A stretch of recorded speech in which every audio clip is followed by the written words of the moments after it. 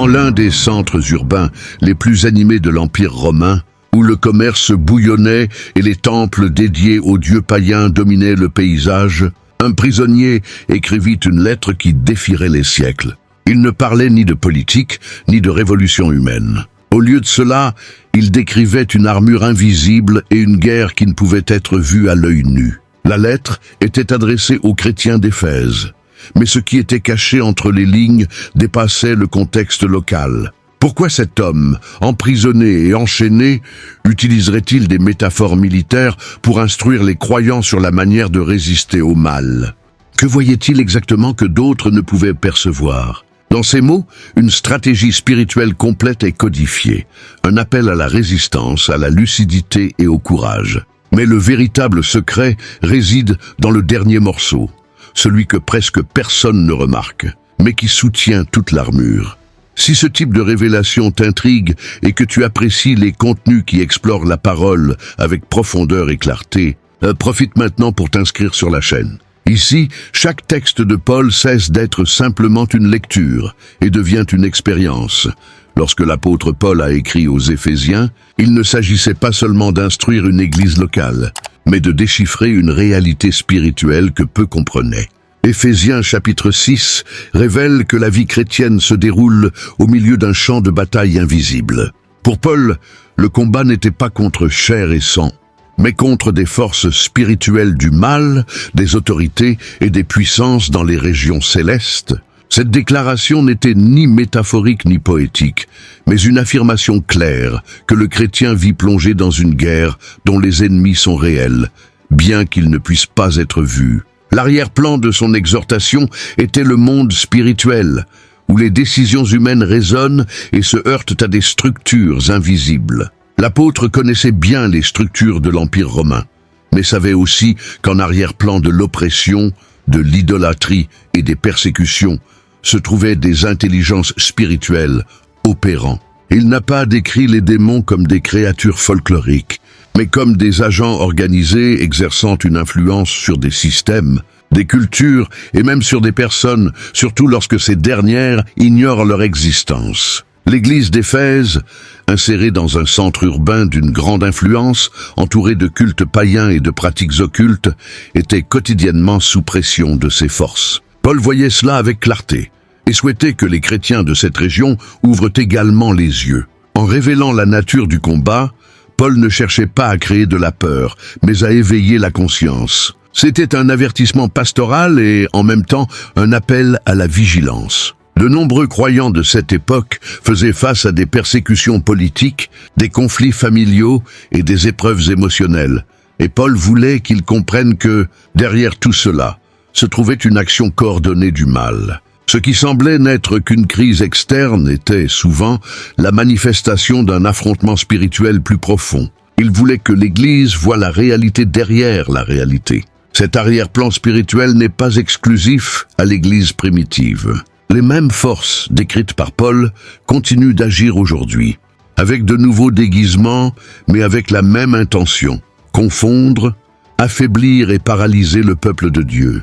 Négliger cette dimension, c'est comme aller au front de bataille désarmé, croyant qu'il ne s'agit que d'une marche paisible. Au contraire, l'apôtre a laissé clair que la foi chrétienne exige une lucidité spirituelle et une préparation constante. La compréhension de ce scénario n'est pas optionnelle pour ceux qui désirent vivre avec fermeté. Paul n'a pas introduit l'armure spirituelle comme une illustration décorative, mais comme une réponse nécessaire à la guerre qui se joue dans les régions invisibles. Seule une personne reconnaissant la réalité du conflit comprend l'importance de l'armure. Et c'est précisément pour cela qu'il commence ce passage par une description si claire de la dimension spirituelle, car sans elle, le reste de l'enseignement perdrait son sens. Juste après avoir révélé le véritable champ de bataille, l'apôtre Paul a présenté la convocation « Fortifiez-vous dans le Seigneur et dans la force de sa puissance ». Ce n'était pas une suggestion inspirante,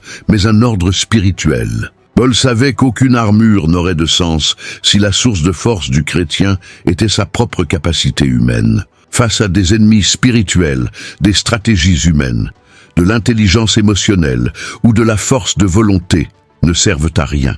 Ce qu'il proposait était un renforcement qui naît de la dépendance, un engagement total envers la source divine de pouvoir. L'Église à Éphèse n'était pas faible en nombre ou en structure, mais risquait de s'appuyer sur elle-même. C'est pourquoi Paul n'a pas seulement parlé de porter une armure, mais de la façon dont elle devait être soutenue, avec une force venant du Seigneur. Ce renforcement ne vient pas par des rituels mystiques, ni par des émotions religieuses passagères, mais par une connexion vivante et continue avec Christ. Le pouvoir que Paul mentionnait est le même qui a ressuscité Jésus d'entre les morts, et il a affirmé précédemment, encore dans la même lettre, que ce pouvoir est à la disposition de ceux qui croient. Se fortifier dans le Seigneur demande humilité et vigilance. Ce n'est pas un processus automatique, mais un positionnement quotidien.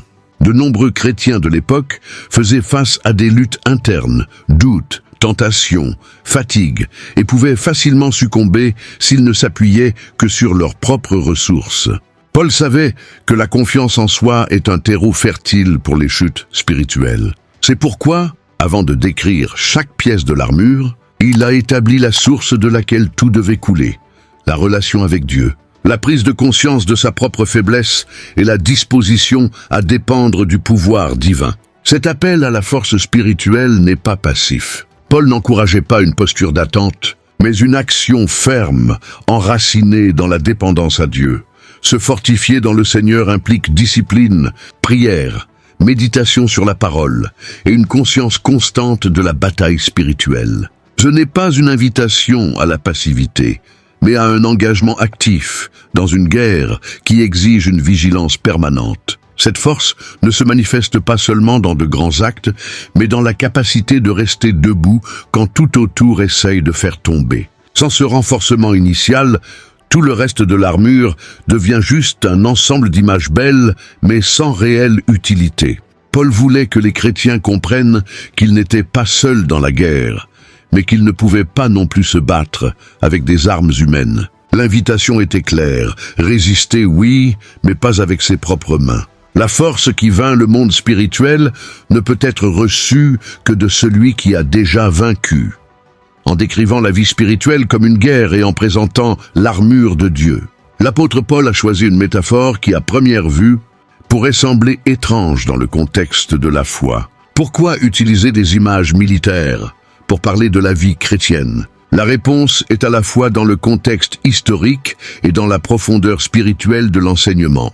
Paul était emprisonné à Rome lorsqu'il a écrit cette lettre et, très probablement, il observait de près les soldats romains qui le surveillaient jour et nuit. Chaque pièce de cette armure ne se contentait pas d'attirer l'attention par son apparence, mais représentait des fonctions spécifiques, et cela a servi de base pour illustrer des vérités spirituelles profondes. Cependant, Paul n'a pas utilisé ces métaphores simplement parce qu'elles étaient devant lui. L'Esprit de Dieu l'a inspiré à voir au-delà de l'apparence physique des soldats.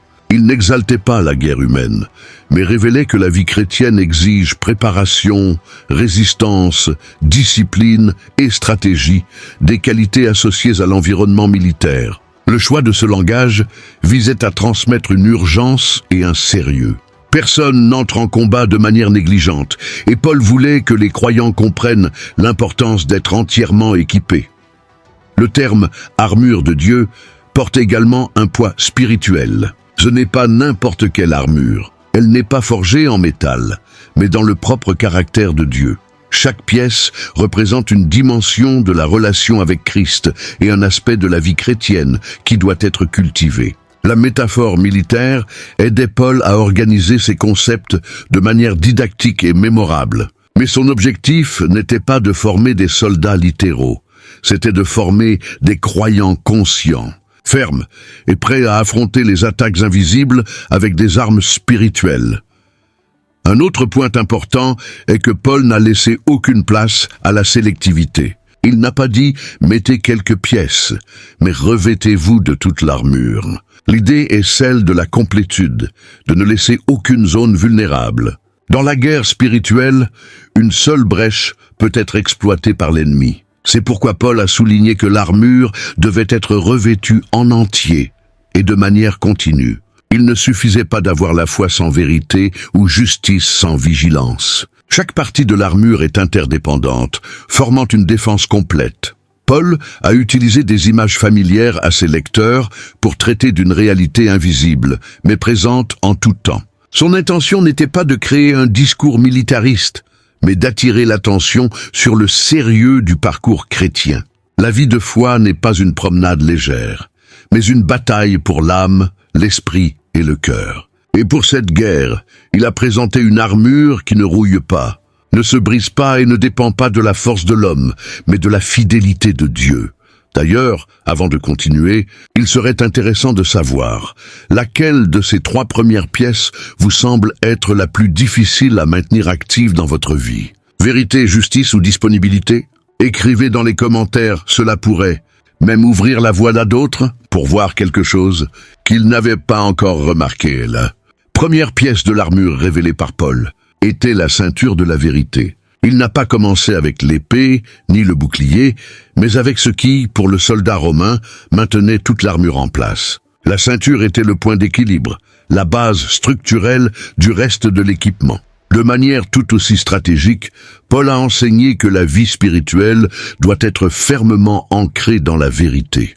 Sans elle, tout le reste se déséquilibre. Il ne parlait pas seulement de la vérité comme doctrine, mais de la vérité comme style de vie, une posture intègre devant Dieu et les hommes.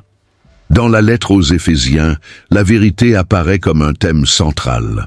Paul avait déjà dit que, en Christ, les croyants avaient été scellés avec l'esprit de vérité, Éphésiens 1, 13, et qu'ils devaient laisser le mensonge en se disant la vérité les uns aux autres, Éphésiens 4, 25. La ceinture de la vérité représente donc à la fois la connaissance correcte des Écritures et l'engagement envers une vie cohérente. À une époque de pression culturelle et de fausses doctrines, l'apôtre savait que la vérité était la première protection contre la confusion spirituelle. Là où il n'y a pas de vérité, il y a tromperie.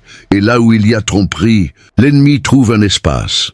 Le choix de cette pièce comme début de l'armure a encore plus de sens lorsqu'on considère que le diable est décrit par Paul comme astucieux et plein de pièges. Il n'attaque pas toujours avec une violence ouverte, mais avec des distorsions subtiles. Le mensonge peut sembler inoffensif, mais c'est un poison qui corrode la foi de manière silencieuse. C'est pourquoi Paul n'a pas traité la vérité comme quelque chose d'accessoire, mais comme central. Il ne s'agit pas d'un accessoire spirituel, mais d'une fondation. Qui n'aime pas la vérité, tôt ou tard, deviendra une proie facile de tout système idéologique, émotionnel ou religieux. En plus de l'aspect individuel, l'apôtre a également signalé la vérité comme lien communautaire. Une église fondée sur la vérité est une église difficile à déstabiliser. C'est pourquoi il appelait les Éphésiens à non seulement connaître la vérité, mais à la vivre ensemble. La ceinture, en ce sens, n'était pas quelque chose de personnel, mais un appel collectif à l'intégrité. Le peuple de Dieu doit être connu pour sa fidélité à la vérité, non seulement dans la prédication, mais dans le témoignage pratique de la vie. La force de l'armure commence avec la décision de vivre dans la lumière, sans duplicité, sans masque, sans déguisement. Pour Paul, la guerre spirituelle n'était pas remportée seulement avec résistance, mais avec authenticité. La ceinture de la vérité n'est pas optionnelle. Elle est le point de départ pour une vie spirituellement stable, capable de discerner les tromperies et de rester ferme même lorsque la pression culturelle tente de réécrire ce qui est juste et ce qui est faux.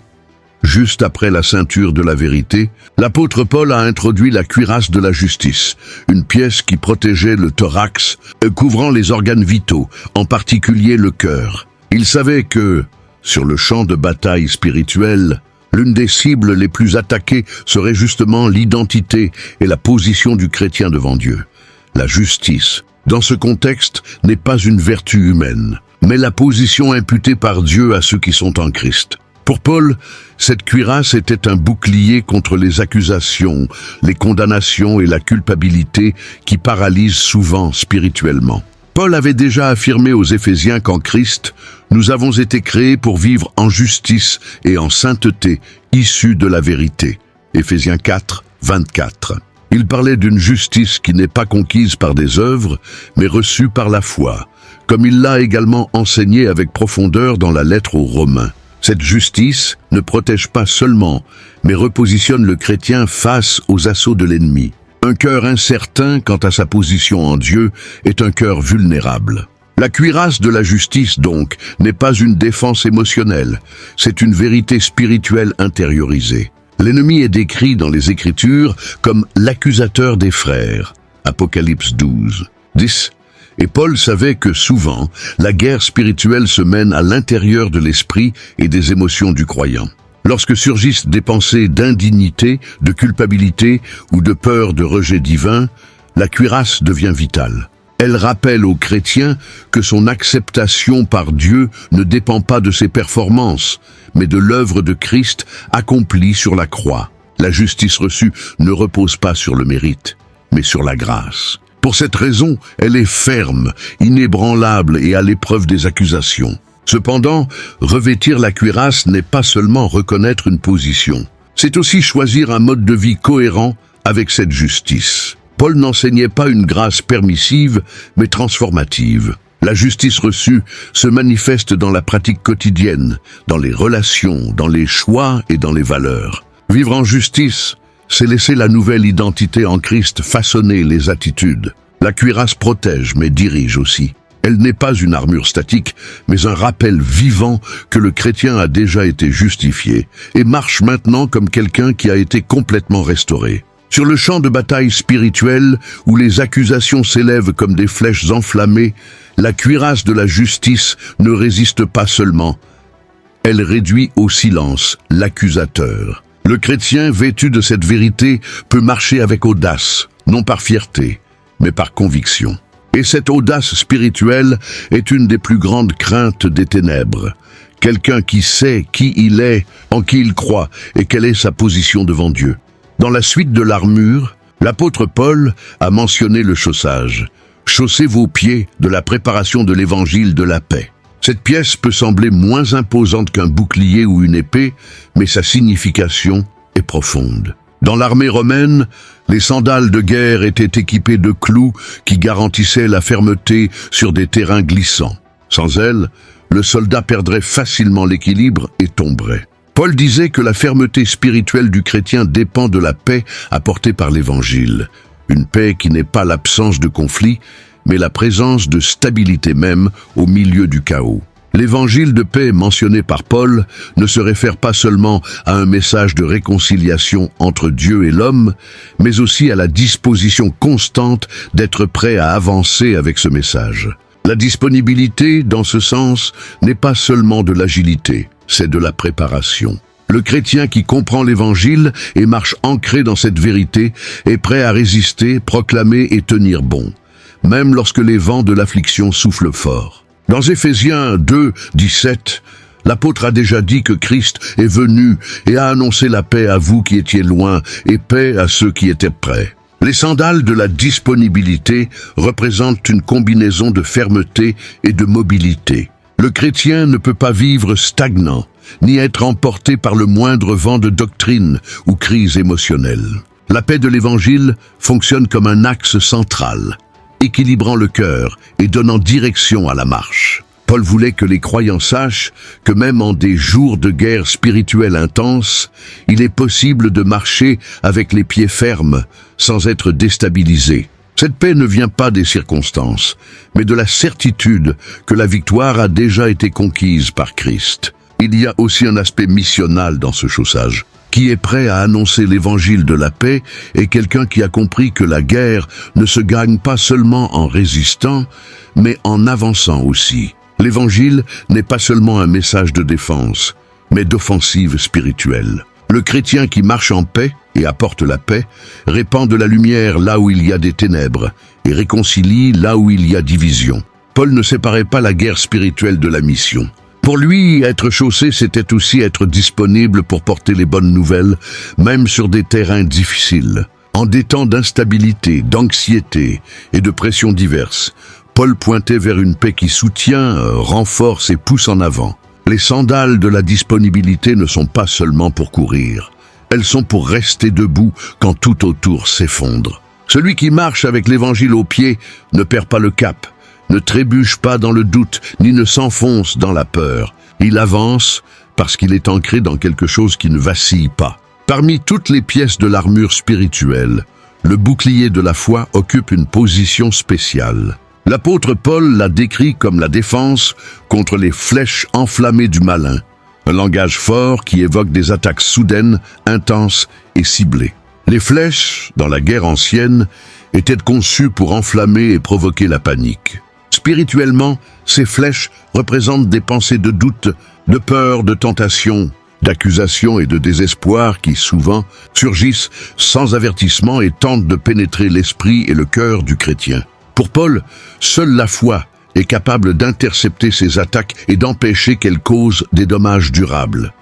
Cette foi n'est pas une émotion volatile, mais une conviction ferme enracinée dans le caractère de Dieu et dans ses promesses. Dans Éphésiens 3,17, Paul avait déjà prié pour que Christ habite dans les cœurs des croyants par la foi, montrant que la foi n'est pas seulement un bouclier de protection, mais le fondement même de la vie chrétienne. Quand l'ennemi lance ses flèches, il vise à rompre cette confiance, déformant la perception que le croyant a de Dieu.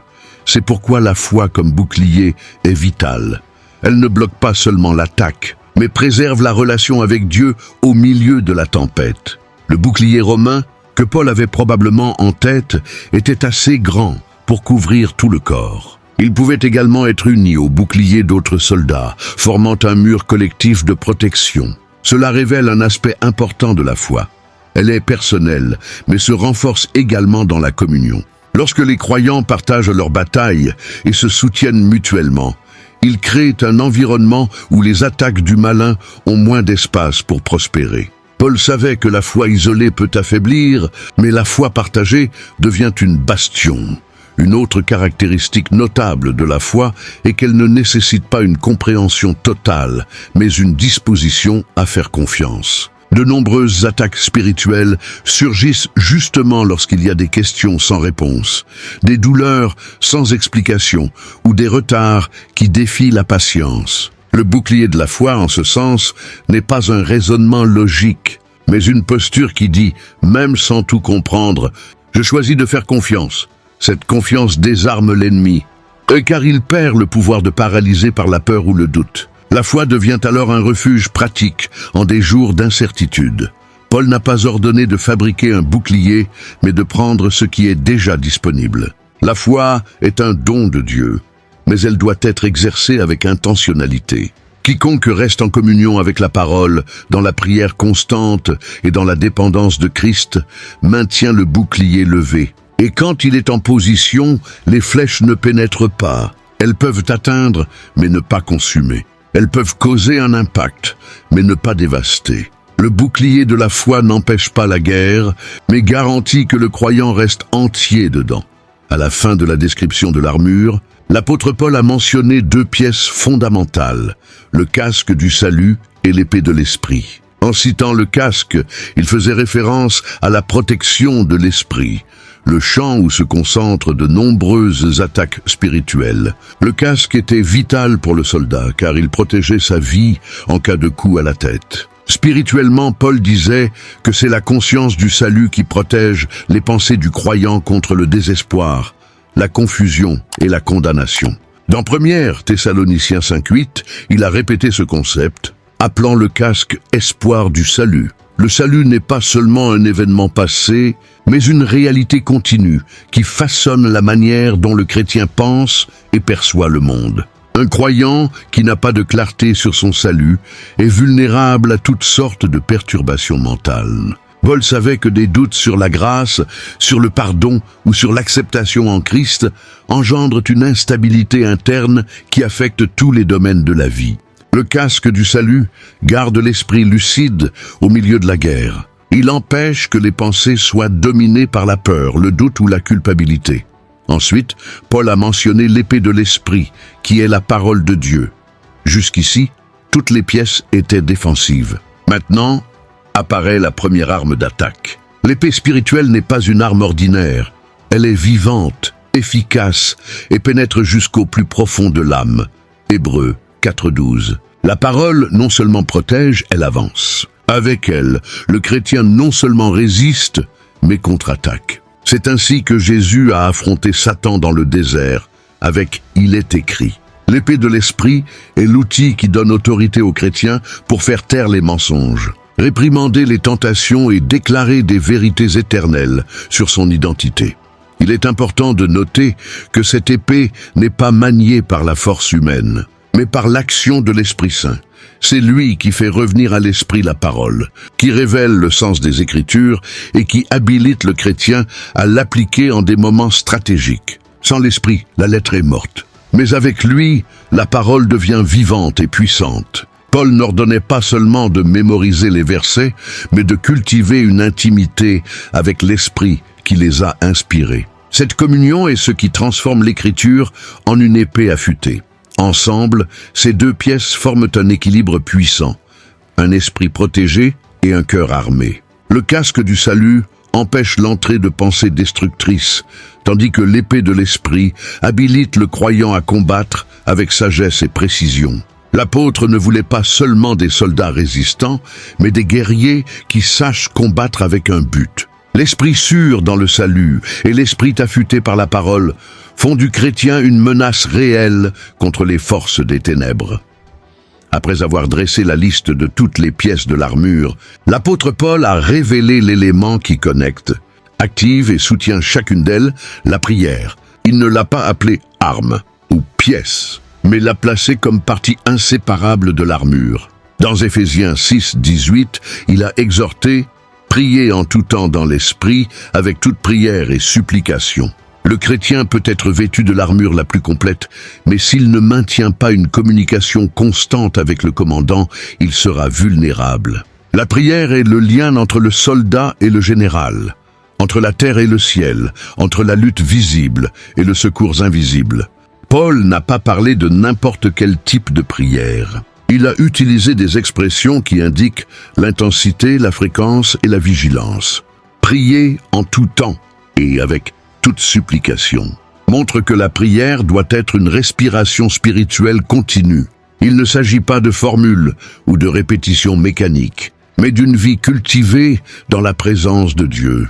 C'est par la prière que la foi est renforcée, que l'esprit s'aligne sur la vérité, que la justice est réaffirmée et que la parole devient vivante dans le cœur. Sans prière, l'armure devient une théorie. Avec la prière, elle se transforme en pouvoir réel. La prière révèle aussi la posture de dépendance. Paul n'encourageait pas une guerre menée avec confiance en soi, mais avec humilité et intercession. Lui-même a demandé des prières pour avoir le courage de prêcher avec audace, Éphésiens 6, 19, démontrant que même les apôtres dépendaient de cette pratique constante. Prier dans l'esprit signifie ouvrir l'espace pour que l'Esprit Saint dirige les mots, révèle les intentions et guide le cœur. C'est à ce niveau de prière que la guerre spirituelle se décide, non seulement dans le combat, mais dans la communication avec Dieu. De plus, Paul a souligné l'importance de l'intercession. « Veillez avec toute persévérance et supplication pour tous les saints », a-t-il écrit. La prière n'est pas seulement individuelle, mais communautaire. Le champ de bataille spirituelle n'est pas un duel solitaire, mais une guerre collective. Chaque croyant est appelé à prier les uns pour les autres, renforçant le corps du Christ et créant un environnement spirituel sûr. Quand l'Église prie, l'enfer recule. Quand les saints s'unissent en supplication, des chaînes se brisent, des murailles tombent et le royaume de Dieu avance. La prière donc n'est pas un ornement de la foi, c'est son souffle. C'est le code souvent oublié, mais absolument essentiel.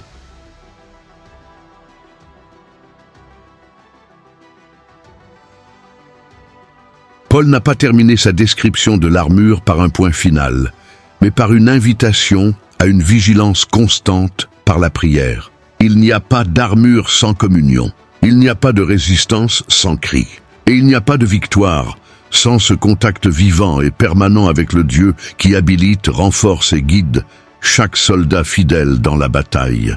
Il y a des choses que l'on lit pendant des années, mais que l'on comprend vraiment seulement lorsque le cœur mûrit. Si ce message a apporté de la clarté pour vous, partagez avec quelqu'un qui a aussi besoin de revêtir cette armure dans son intégralité. Et ne partez pas sans laisser votre commentaire. Votre expérience peut illuminer le chemin de ceux qui luttent en silence. Et bien sûr, inscrivez-vous sur la chaîne pour continuer fermement avec nous dans cette marche de foi consciente.